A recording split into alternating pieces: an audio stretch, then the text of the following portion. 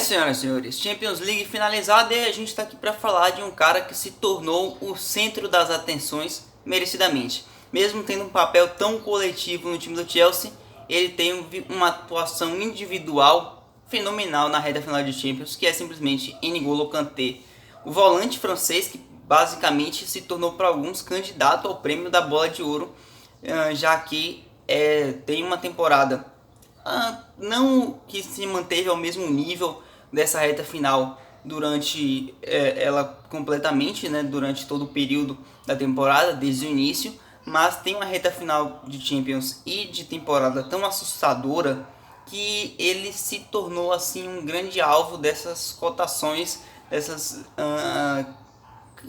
candidatura ao prêmio da Bola de Ouro, mas talvez não seja o ideal, mas a gente vai chegar assim a falar disso. Primeiramente vamos citar quem é o Kanté mesmo, né?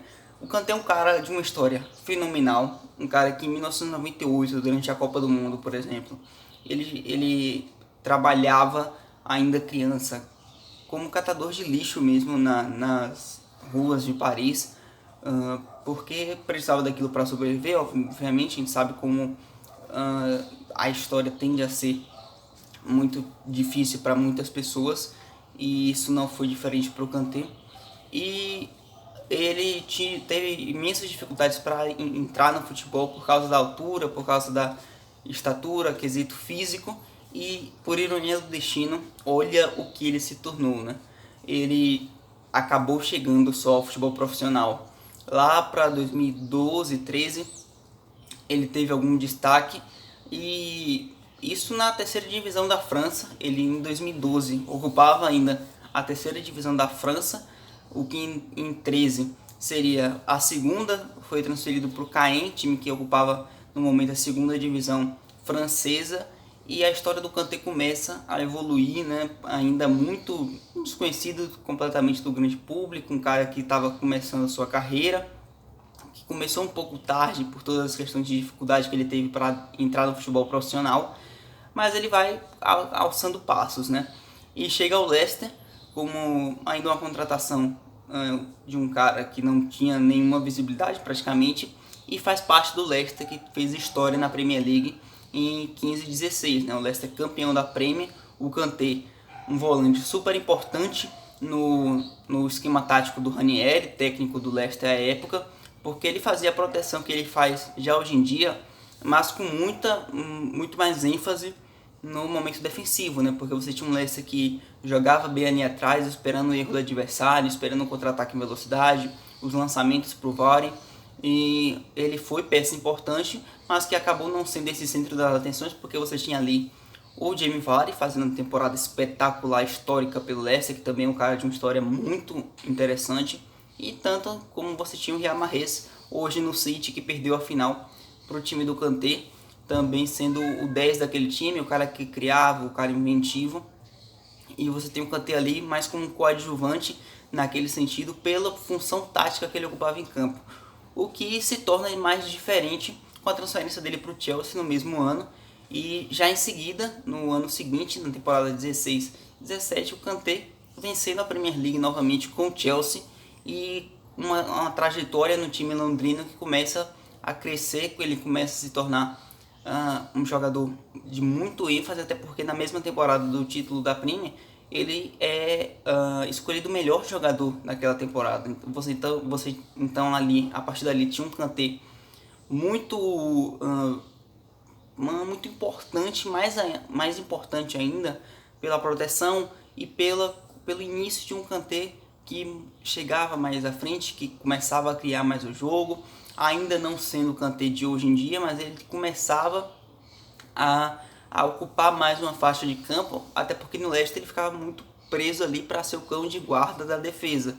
E no Chelsea ele começa a se movimentar, mas claro, ainda tendo como seu fator principal quesito defensivo, momento defensivo, sua velocidade, sua capacidade de interceptação absurda, que é o que traz ele hoje para ser campeão da Champions League. E fora que após 16-17 ele tem um título de Copa do Mundo em 18 com a França, sendo um jogador importante, ocupando esse papel no meio de campo também, que ele ocupa hoje, mas que só foi evoluindo nos últimos anos. Hoje o Kanté no Chelsea, além, claro, da sua cobertura de campo, a gente já sabe o quanto é absurdo, o Kanté realmente parece estar por todo lado do campo, porque é uma capacidade física absurda, e o cara não se cansa. Tem um momento no jogo contra o Atlético de Madrid, nas oitavas de final dessa Champions, que aquilo eu fiquei, caramba, como é possível? O Kanté tinha basicamente se movimentado o jogo inteiro, e lá para os 90 minutos de jogo, finalzinho da partida, ele dá um pique da defesa até chegar ao ataque, puxando o jogo pro Chelsea, que é um absurdo. Eu perguntei, meu Deus, como esse cara não está cansado? E ele não estava, basicamente um cara de um físico, assim, inestimável. E isso que também contribui para o futebol do Kanté ser tão vistoso, porque a cobertura de campo dele se torna tão assustadora e facilita tanto ele sempre estar bem posicionado e chegar em bolas importantes. Um mérito também dele, esse posicionamento muito bem feito, muito bem produzido, muito bem realizado. Claro, capacidade de interceptação, roubada de bola, o carrinho ele tem evoluído nesse sentido bastante desde a sua chegada no Leicester. E também capacidade no mano a mano. O Kanté é um cara muito difícil de se ultrapassar no mano a mano. O De Bruyne sentiu isso na final da Champions, por exemplo, em alguns momentos. E claro, muitos jogadores durante a temporada. Não foi a temporada no geral mais brilhante do Kanté, talvez tenha sido a dele pelo Chelsea campeão da Premier, mas um Kanté que termina a temporada ali com 3 assistências não é o que ele vai mais te entregar. Ele não fez nenhum gol, não é o que ele vai te entregar, mas chama atenção porque ele está entre os indicados do grande público. O grande público da internet anseia pelo Kanté bola de ouro. Há já esse movimento porque é simplesmente absurdo, principalmente essa reta final de Champions dele marca muito. A temporada dele no geral foi uma temporada marcada por lesões, alguns momentos que ele ficou afastado, ele não joga todos os jogos da Champions como titular, por exemplo, justamente por lesões, por momentos ali na temporada que ele acabou ficando ali se recuperando fisicamente. Mas essa reta final dele marca muito. Esses últimos 3 jogos, as 2 semifinais contra o time do Real Madrid, a final contra o Manchester City, e até ali algumas atuações desde as oitavas contra o próprio Atlético de Madrid, a participação dele contra o Porto, que não foi tão vistosa. Mas você tem um Kanté realmente muito importante, um cão de guarda que modifica o sistema de jogo e torna possível o sistema de jogo do Chelsea, que é um sistema de transição rápido. O Kanté, além de roubar essa bola, ele tem essa velocidade de criação e de movimentação muito bem feita, muito precisa para trazer o time num contra-ataque em velocidade, uma transição rápida, e ele participando disso hoje muito, muito bem, fazendo muito bem o seu papel, além de como volante na criação, ajudando o time a criar espaços na defesa adversária. Tem sido uma tônica do Kanté, fazendo partidas absurdas. O cara simplesmente ele torna inviável o Real Madrid na semifinal, porque o Real tem passou muito na temporada, pelo menos passada, né, que agora é finalizado, pelo meio de campo com Casemiro, Kroos e Modric, e principalmente o Kroos, né? E ele impossibilita o jogo do Kroos, porque toda hora ele tá mordendo, toda hora ele chega, toda hora ele intercepta um passe, toda hora ele dificulta a saída. Esse é o grande papel dele, esse é o grande mérito dele.